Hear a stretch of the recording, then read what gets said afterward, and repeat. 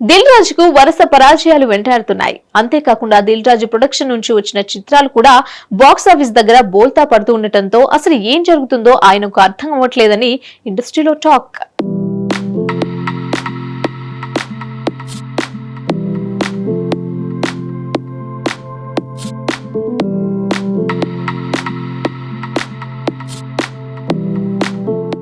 Star హీరోలతో సినిమాలు చేసి స్టార్ నిర్మాతగా గుర్తింపు తెచ్చుకున్న దిల్ రాజ్ కి గత కొంతకాలంగా పెద్దగా కలిసి రావడం లేదు.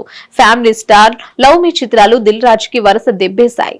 టాలీవుడ్ నిర్మాత దిల్ రాజు చాలా ఏళ్లుగా అగ్ర నిర్మాతల్లో ఒకరుగా కొనసాగుతున్నారు. ఈ ప్రయాణంలో దాదాపు ప్రతి అగ్ర హీరోతో కలిసి పనిచేస్తాడు.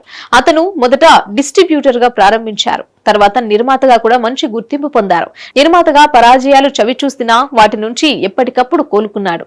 అయితే దిల్ రాజు పతనాన్ని చూస్తున్నట్లు కనిపిస్తోంది.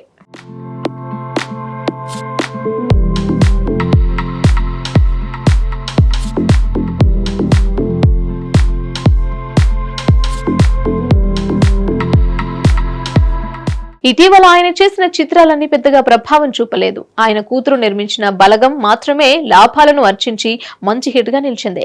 కానీ విజయ్ దేవరకొండ, మృణాల్ ఠాకూర్ నటించిన ఫ్యామిలీ స్టార్ రూపంలో దిల్ రాజుకు పెద్ద దెబ్బ తగిలింది. ఈ చిత్రం విడుదలకు ముందే చాలా హైప్ ను క్రియేట్ చేసింది. అయితే పూర్తిగా డిజాస్టర్ గా ముగిసింది. విజయ్ దేవరకొండ, పరశురామ్ ఇద్దరి కాంబోలో గీతా గోవిందం రూపంలో పెద్ద బ్లాక్ బస్టర్ వచ్చింది. కాబట్టి ఇది ఊహించనిది. ఫ్యామిలీ స్టార్ అదే సక్సెస్ ను రిపీట్ చేస్తాడని చాలా మంది అనుకున్నారు. కానీ అందుకు విరుద్ధంగా జరిగింది. అతడి మేనల్లుడు చిత్రం లవ్ మీ కూడా ఇటీవల విడుదలైంది. అది సరిగ్గా ఆడట్లేదు. సినిమా కూడా ఫ్లాప్ స్టేటస్ దిశగా సాగుతోంది.